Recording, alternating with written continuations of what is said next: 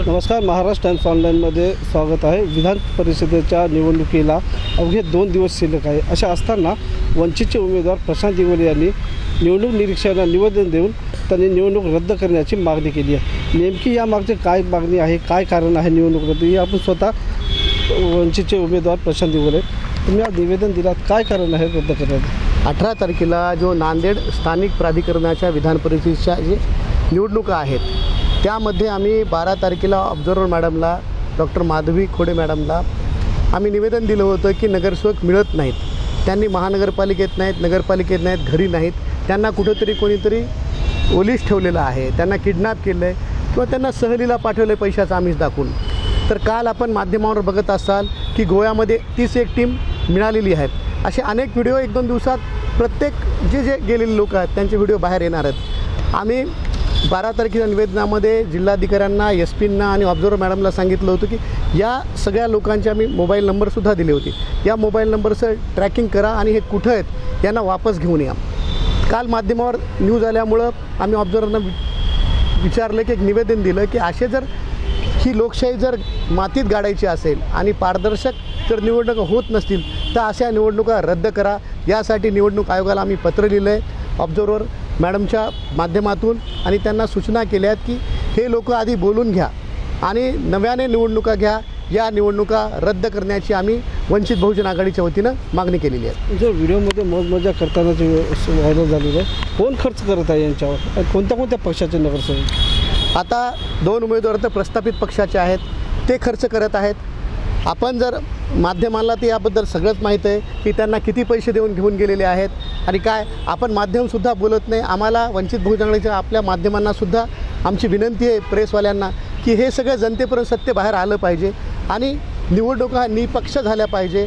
म्हणून जर ह्या निपक्ष निवडणुका होत नसतील तर या विधान परिषदेच्या MLCचे इलेक्शन हे रद्द झाले पाहिजे। भाजप म्हणत आहे त्यांच्या स्वखर्चाने सहलीला गेलेले आहेत, कसा आरोप तुम्हाला कसं आहे? आपण जर त्यांचे हॉटेलचे बिल काढले किंवा त्यांचे तिकीट्स कोण काढले याचं जर मुळात गेलो आणि याची जर CID मार्फत चौकशी केली तर नक्कीच आपल्याला कोण खर्च केलं याच्या पाठीमागं हे आपल्याला नक्कीच कळेल। निवडणूक आचारसंहितेचं उल्लंघन आहे असं वाटत नाही? आचारसंहितेचं नक्की उल्लंघन आहे। निवडणूक आयोगाने सांगितलं की कुठल्या उमेदवाराला पैशाचं आमिष देऊ नका, कुठेही सहलीला पाठवू नका।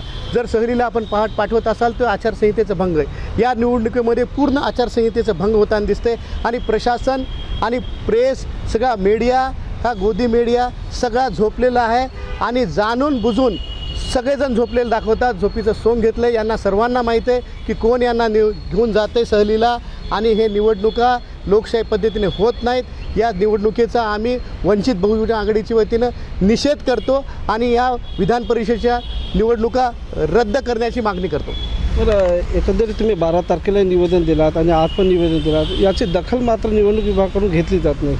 आम्ही ऑब्झर्वर मॅडमला आत्ताच बोललो की आम्ही आपल्याला 12 तारखेला निवेदन दिले, आपल्याकडून कुठलंच उत्तर नाही। माध्यमांमध्ये काल काही नगरसेवकांचे मोजमजा करताना गोव्याचे व्हिडिओ आलेले आहेत, याला आपण कोणत्या दृष्टीने पाहता? आम्ही जे आपल्याला निवेदन दिलं त्या सत्यता आढळून येते। आपण यात काय निर्णय घेणार, निवडणूक आयोग याच्यात काय निर्णय घेणार याची आम्ही वाट बघतोय। कारण या लोकांना, सर्व नगरसेवकाला पैशाचा आमिष दाखवून त्यांना सहलीला घेऊन जाणे हा आचारसंहितेचा खूप मोठा भंग आहे। आज आपल्याला माध्यमाला कळत आहे की किती रेट देत आहेत, पण हे निवडणुका लोकशाहीला मारक आहेत, लोकशाहीला मातीत गाडण्याचं काम चालू आहे आणि हा विधान परिषदेच्या निवडणुका ह्या रद्द झाल्या पाहिजे। कोणत्या पक्षाने दिले, कोण खर्च करत आहे, नाव ते काय सांगत नाही तुम्ही? आपल्याला तेच सांगतोय, इथं प्रस्थापित पक्ष, दोन्ही उमेदवार प्रस्थापित आहेत, कोण खर्च करतं आहे काय नाही याची CID मार्फत चौकशी झाली पाहिजे। आपल्याला कोण खर्च करायले, कोण घेऊन जायले हे नक्की कळेल। आपण पण मीडियाच्या माध्यमातून प्रशासनाला विचारलं पाहिजे की याची CID चौकशी झाली पाहिजे।